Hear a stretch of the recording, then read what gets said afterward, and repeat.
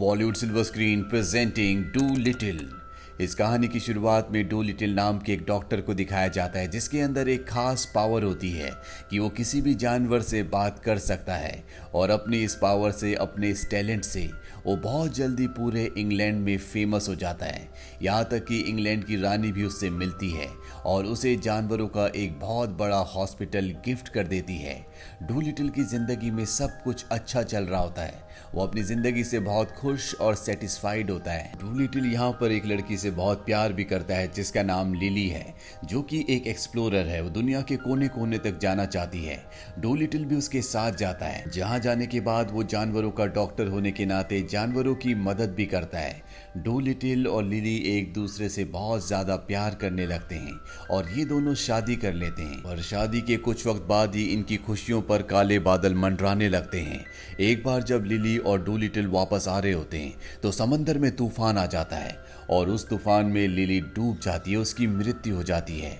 उसकी मृत्यु के बाद डू लिटिल पूरी तरह से टूट जाता है, उसका काम में बिल्कुल भी मन नहीं लगता, जिस वजह से जल्दी उसका हॉस्पिटल बंद हो जाता है। वहीं जंगल में हमें टॉमी नाम के एक लड़के को दिखाया जाता है जो अपने बड़े भाई और फादर के साथ होता है।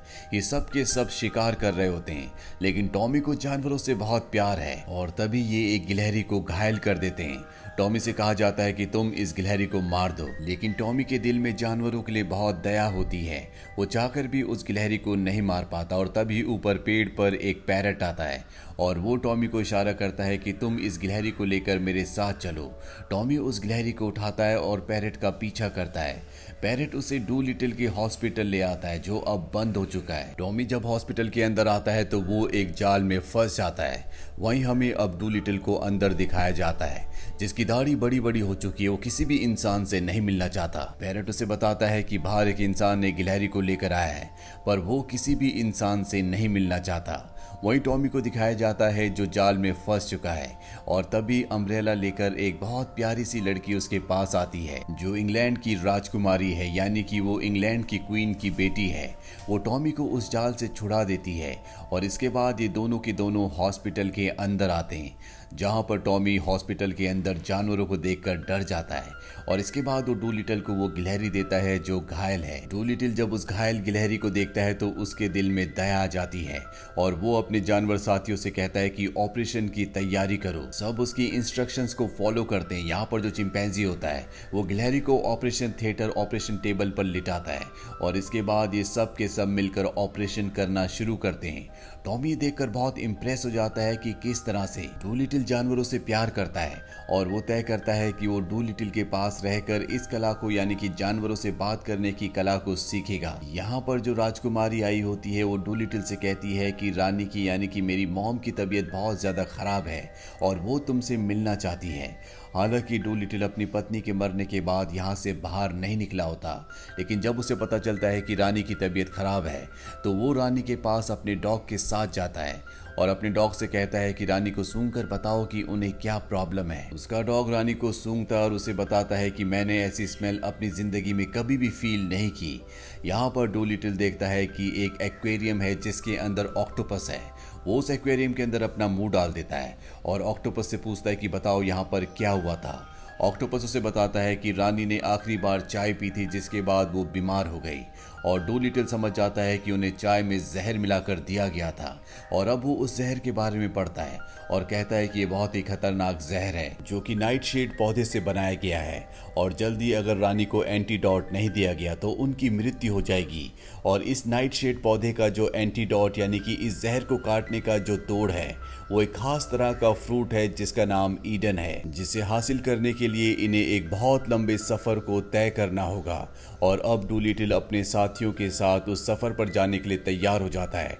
हालांकि टॉमी भी उसके साथ आना चाहता है, लेकिन डू लिटिल उसे साफ साफ मना कर देता और कहता है कि तुम अपने घर जाओ। टॉमी अपने घर चला जाता है और रात को जब वो अपने बेड पर होता है तो एक बार फिर से उसके पास पैरट आता है। उसके साथ एक जिराफ भी होता है और पैरट टॉमी से कहता है कि तुम्हें उस सफर पर जाना चाहिए। टॉमी अपना घर छोड़ देता और जिराफ के ऊपर बैठकर उस बंदरगाह की तरफ निकल पड़ता है जहां से डू लिटिल अपना सफर शुरू करने वाला है।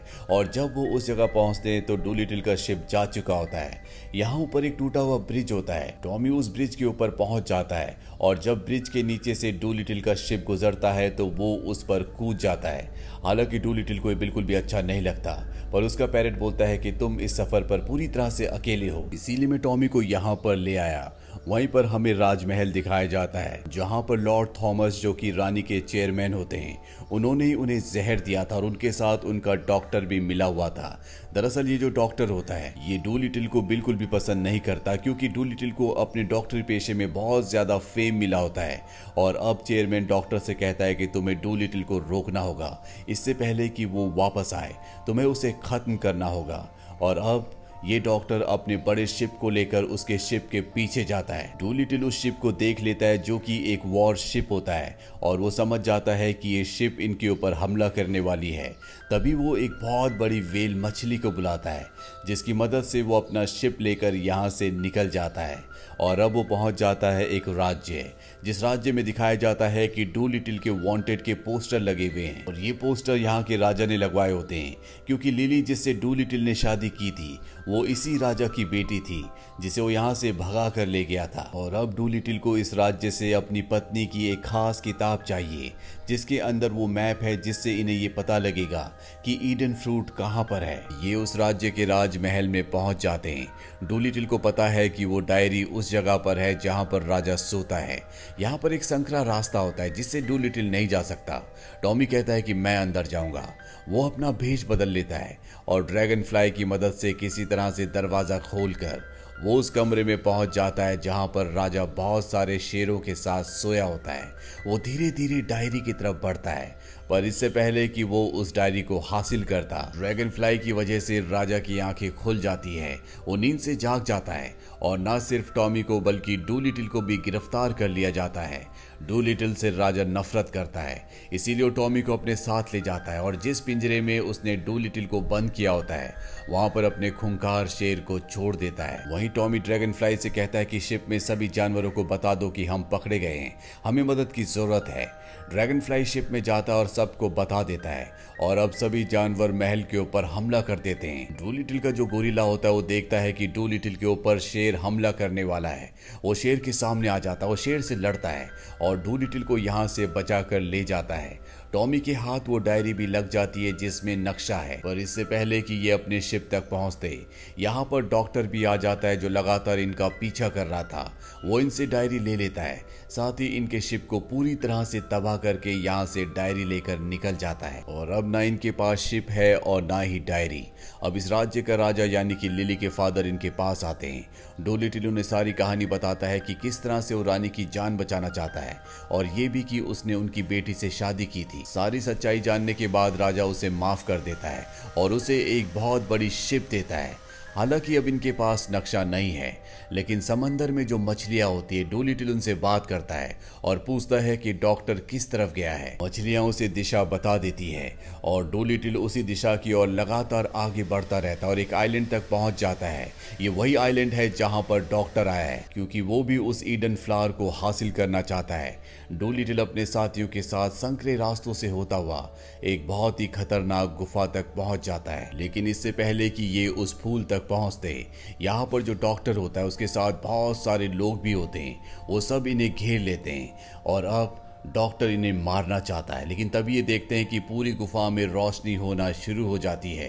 दरअसल यहाँ पर एक खतरनाक ड्रैगन होता है जो उस पेड़ की रक्षा करता है जिसमें ईडन फ्लावर उगता है, और वो ड्रैगन डॉक्टर के सभी आदमियों को एक एक करके आग से जला देता है। इसके बाद वो डॉक्टर भी हमला करता है। वो एक होल के अंदर गिर जाता है जिससे उसकी मौत हो जाती है, और अब ड्रैगन डूलिटिल को पकड़ लेता है। ड्रैगन को यहाँ पर बहुत ज्यादा पेन हो रहा होता है, जिसे डूलिटिल भाप जाता है और वो उसे कहता है कि मैं तुम्हारे पेन का इलाज कर सकता हूँ। ड्रैगन उसकी बात मान जाता है और इसके बाद डूलिटिल अपने साथियों के साथ उसके पेट में जितने भी ह्यूमन शील्ड्स होती हैं उन सबको निकाल देता है, जिस वजह से उसके पेट में उसे दर्द हो रहा था। ड्रैगन को अब बहुत अच्छा लग रहा होता है। वो डूलिटिल से कहता है कि तुमने मेरी मदद की, इसीलिए मैं तुम्हें उस पेड़ के फ्रूट तक ले जाऊंगा जिस फ्रूट के लिए तुम यहाँ तक आए हो, जिसका नाम ईडन है। ड्रैगन इन सब को उस जगह ले जाता है जहां से डूलिटिल ईडन फ्रूट को तोड़कर वापस राजमहल की तरफ बढ़ जाता है। वहीं राजमहल में दिखाया जाता है जहां पर रानी की तबीयत बहुत ज्यादा खराब होती है। वो अपनी जिंदगी की आखिरी सांसें ले रही है और कुछ ही पलों में उसकी जान चली जाएगी। पर इससे पहले कि ऐसा होता, डूलिटिल अपने साथियों के साथ यहाँ पर पहुंच जाता है। यहाँ पर लॉर्ड थॉमस यानी कि रानी का चेयरमैन भी होता है, जिसने रानी को जहर दिया था। और जब वो डूलिटिल और उसके साथियों को देखता है जिनके पास ईडन फ्रूट है, तो वो अपने आदमियों से उन पर हमला करने के लिए कहता है। ये सब के सब इधर उधर भागना शुरू कर देते हैं, पर किसी तरह से टॉमी फ्रूट को लेकर रानी के पास पहुंच जाता है और उसका जूस रानी के मुंह के अंदर डाल देता है, जिससे रानी बिल्कुल ठीक हो जाती है। रानी को कुछ भी समझ नहीं आ रहा होता कि उसके आसपास क्या हो रहा है। और तब डूलिटिल उसे बताता है कि आपका जो चेयरमैन है यानी कि लॉर्ड थॉमस, उन्होंने आपको जहर दिया था ताकि आपको मारकर ये खुद राजा बन जाए। इसी ने हमारे पीछे डॉक्टर को भेजा था ताकि हम ये फ्रूट लेकर कभी भी यहाँ तक ना पहुंच पाए। और अब जब रानी को सारा सच पता चल चुका है, तो वो अपने आदमियों से कहती है कि इस गद्दार को पकड़ लो। लॉर्ड थॉमस को गिरफ्तार कर लिया जाता है। रानी डूलिटिल को थैंक्स कहती है। वहीं डूलिटिल अपने सफर से समझ गया होता है कि उसे जिंदगी को जीना होगा। वो अपने हॉस्पिटल को एक बार फिर से खोल देता है और टॉमी, जिसने उसका हर कदम पर साथ दिया था, वो उसे अपने अंडर ट्रेनिंग करवाने का फैसला कर लेता है। हालांकि टॉमी अब जानवरों से बात करना कई हद तक सीख चुका है। तो ये थी कहानी फिल्म डूलिटिल की। ये फिल्म ईयर 2020 में रिलीज हुई थी। IMDb पर इसकी रेटिंग है 5.6। उम्मीद करते हैं कि ये कहानी आपको पसंद आई होगी।